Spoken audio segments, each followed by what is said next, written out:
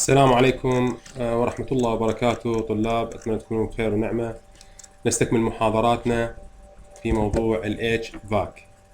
موضوعنا اليوم موضوع مهم كلش وشوية بتعقيد، يراد له ذهن صافي، بس مو صعب إن شاء الله، بس ركز وياه. يعني هو من العمليات أو المواضيع المهمة في ال HVAC. الموضوع هو عمليات أو العمليات على الهواء الرطب. العمليات على الهواء الرطب HVAC processes. العمليات على الهواء الرطب. شنو العمليات على الهواء الرطب؟ أنه الإجراءات اللي ممكن نسويها على الهواء الرطب لتحقيق ظروف الراحة أو تحقيق تكييف الهواء. راح نكرر نقول تكييف الهواء هو عملية معاملة الهواء والسيطرة المتزامنة على درجة حرارته ورطوبته ونقاوته وطريقة توزيعه لموافاة متطلبات الراحة لشاغلي الحيز.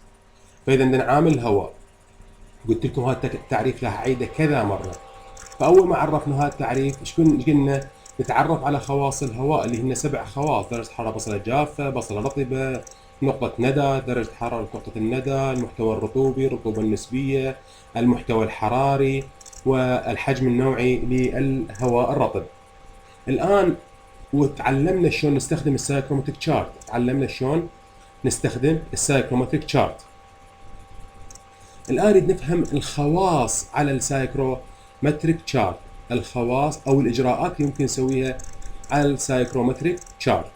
الخواص أو الإجراءات اللي ممكن نسويها هي مكتوبة هنا. عندنا sensible heating only, sensible cooling, humidifying only, dehumidifying يعني تبريد. هنا sensible heating يعني تدفئة محسوسة، تبريد محسوس، ترطيب فقط، إزالة رطوبة فقط، cooling and dehumidifying إلى آخره. يعني هنا عندنا الإجراءات sensible cooling or sensible heating or sensible cooling, humidifying only, dehumidifying only. هنا humidifying يعني ترطيب، هنا إزالة رطوبة، هنا تدفئة فقط، هنا تبريد فقط.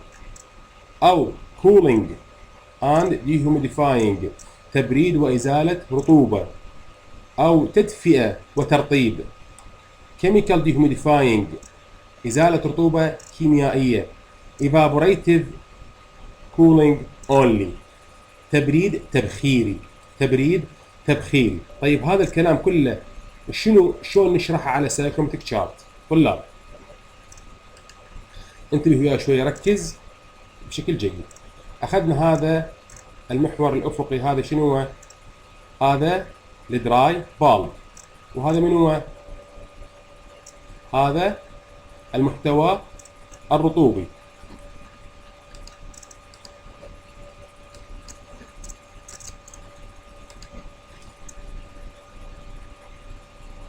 هذا المحتوى الرطوبي الهيوميديتي راتيو. الآن طلاب من أقول sensible heating only، sensible heating only يعني الازدياد بدرجة الحرارة مع ثبوت أو عدم التغيير بالمحتوى الرطوبي. شوف هذا خط عدل، عدم التغيير بإيش؟ بالمحتوى الرطوبي، عدم التغيير بالمحتوى الرطوبي. نفس عكسه شنو هو؟ التبريد. شوف هنا طبعا هذا زيادة درجة الحرارة، نشوف هنا شنو عكسه؟ نسميه تبريد محسوس. إذا التبريد المحسوس أو التدفئة المحسوسة السنسبل هيتنج أو السنسبل كولينج هو الإجراء ثابت المحتوى الرطوبي. يعني دلتا دبليو تساوي لك 0. أوكي، هذا معناتها سنسبل. أوكي، الإجراءين الآخرين يشابهن هو شنو هو؟ إجراء ثابت درجة الحرارة. إجراء إذا أزيد رطوبة، إذا أزيد محتوى رطوبي. وشنو هو الإجراء؟ أقل المحتوى رطوبي. هذا الإجراء نسميه latent أو humidifying، العفو latent.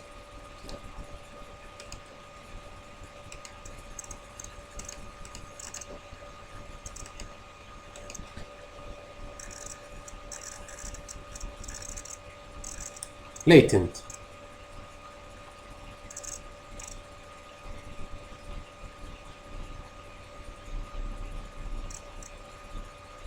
اوكي. او humidifying and dehumidifying اللي هو منه اجراء A و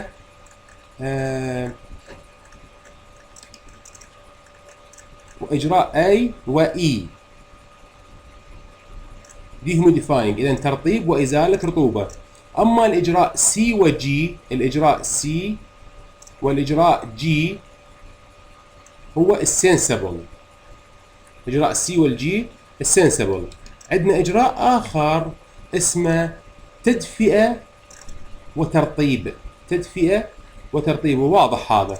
زين يصير عندنا تغيير، يصير عندنا تغيير بدرجه حراره البصله الجافه، ويصير عندنا تغيير بالمحتوى الرطوبي، ويصير عندنا تغيير بالمحتوى الرطوبي. طلاب حقيقه هذا الاجراء هو يمثل التدفئه المطلوبه بالشتاء.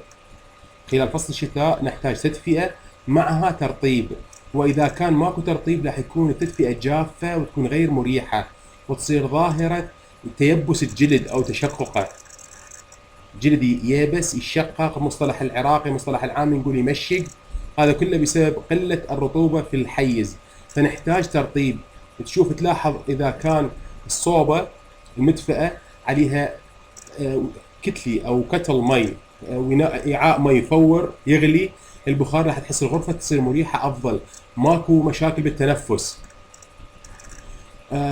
على العكس من ذلك اذا ماكو بخار ما يكون الجو جاف. الان بالحديث صار تقريبا سنتين او ثلاثه حتى بالاسواق نزلت الهيترات بيها جليكان مي وياها، نضيف له مي ومروحه وهيتر تبخر مي. الهدف من عندها تحاكي التكييف او التدفئه الصحيحه، ان تكون تدفئه وترطيب. تدفئه وترطيب، هذه من هي الاجراء بي. النقيض مالتها من هو؟ خليني اكبركم اياه شويه.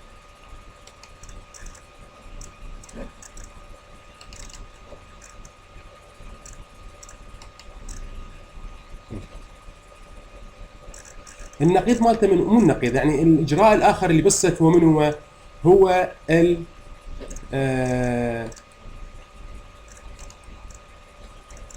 التبريد وازاله رطوبه. التبريد وازاله رطوبه. كنا شايفين المكيفات مالتنا بالصيف ايش بيها؟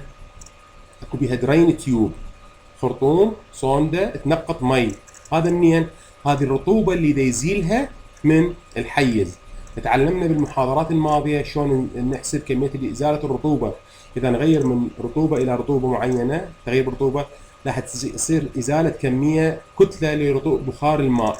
فهذا اذا هذا الاجراء هو شنو هو؟ هذا الاجراء F هو تبريد وازاله رطوبه. اذا هذا جدا مهم. هذا يناظر التبريد او التكييف في الصيف. التكييف في الصيف في اغلب تطبيقات التكييف المنزلي، يعني في كل مناطق العالم بها تبريد وازاله رطوبه. شنو تبريد وازاله رطوبه؟ تنقص درجه الحراره وتنقص المحتوى الرطوبي. فاذا اكو نزول بالمحتوى الرطوبي واكو نزول بدرجه الحراره. واضح طلاب؟ انتبهت وياي؟ هسه هذا الاجراء الاخر شنو هو؟ الاجراء هو تبريد وازاله رطوبه. طبعا كل الكلام اللي اقوله كله مكتوب قدامكم شباب، اللي هو الاجراء F cooling and dehumidifying. dehumidifying يعني ازاله رطوبه. عندنا الاجراء الاخر هو شنو هو؟ الاجراء الاخر هو chemical dehumidifying. chemical dehumidifying ازاله الرطوبه. ازاله الرطوبه باستخدام ماده كيميائيه بطريقه الابزوربشن اور ادزوربشن، يعني بطريقه الامتصاص او الامتزاز. وهذا طبعا اللي مختص بهاي الشغله يعرف شنو معنات هذا الكلام. ترافقها زياده بدرجه الحراره. اعطيكم مثال هذه الماده الكيميائيه. شنو هاي الماده الكيميائيه؟ مثلها سيليكا جل. اجلكم الله تكرم من تشتري حذاء او تشتري مثلا بنات يشترون جنطه، تلقي بداخلها كيس صغير يقول لك مانع رطوبه. هذا الكيس هو يمتز او يسحب الرطوبه من داخل الحذاء على مدة تكون بريحه، يعني هو جلد، هذا لا يصير بتعفن او يصير بريحه. هذا يرافقه ازدياد درجه الحراره، ولكن بما انه كميه السيليكا جل تلقيها بالحذاء كلش قليله، فما راح يصير ارتفاع بالحراره محسوس. اما اذا كانت كميه كبيره فراح يكون ارتفاع يرافق ارتفاع بدرجه الحراره.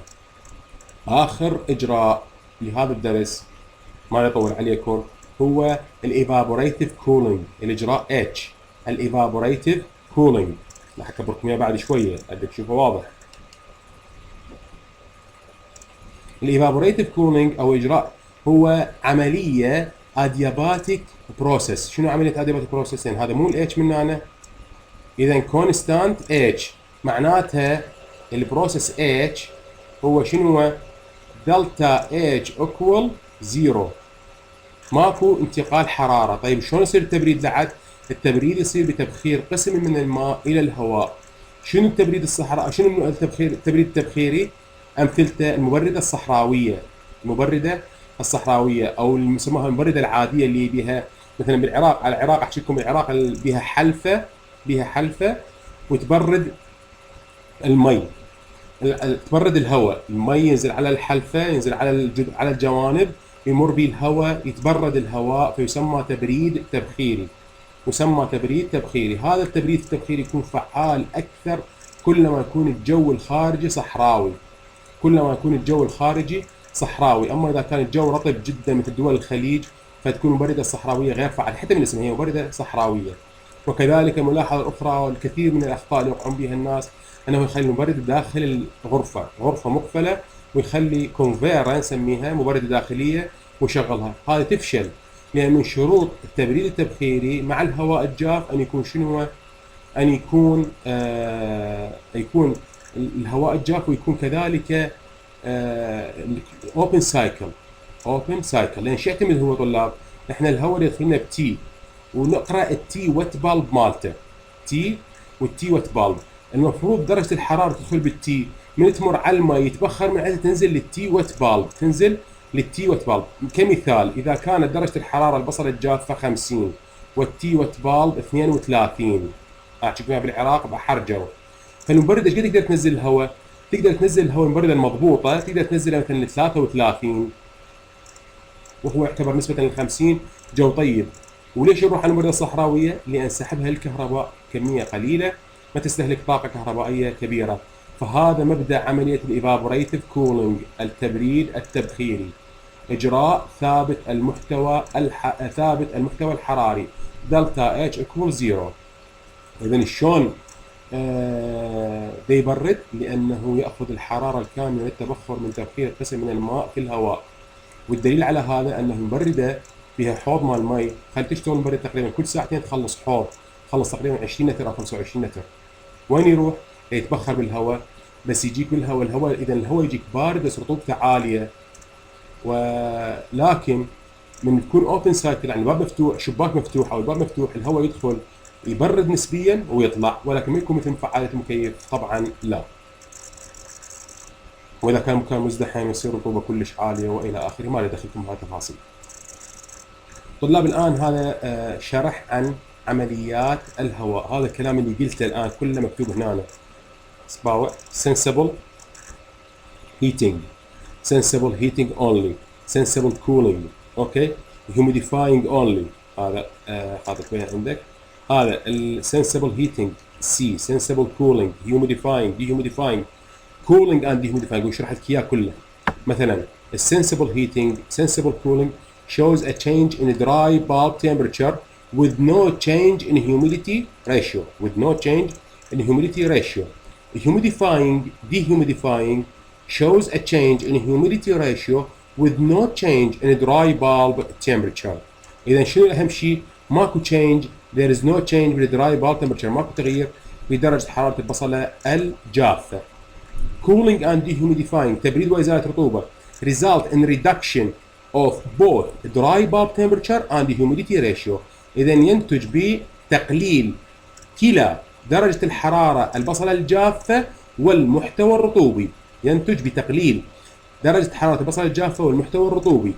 Heating and humidifying result in an increase of both the dry bulb temperature and the humidity ratio. إذا ينتج بيش؟